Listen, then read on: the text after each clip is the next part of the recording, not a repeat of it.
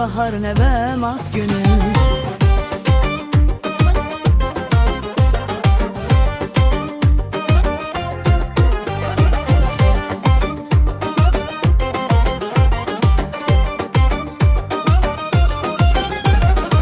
Tərlan Həci Zeynəb Ülkər buradadır, sevincim fərərəhim dağlar boydadır. Mübarək söyləmə eldə qaydadır, mübarəkdir bahar nəvəm ad günüm. Sağlıq, bəxtiyarlıq sirdaşın olsun, xoşbəxtlik, səadət yoldaşın olsun. Arzumdur 5-6 qardaşın olsun, mübarəkdir bahar nəvəm ad günüm. Mübarəkdir bahar nəvəm ad günüm.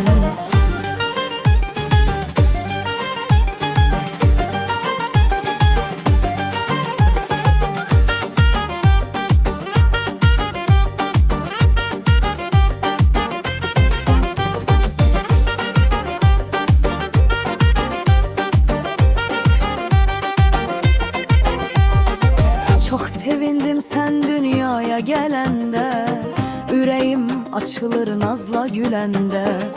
Necə şadam baba nənə deyəndə, mübarəkdir bahar nəvəm ad günüm.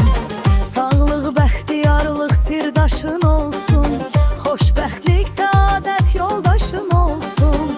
Arzumdur 5-6 qardaşın olsun, mübarəkdir bahar nəvəm ad günüm. Mübarəkdir bahar nəvəm ad günüm.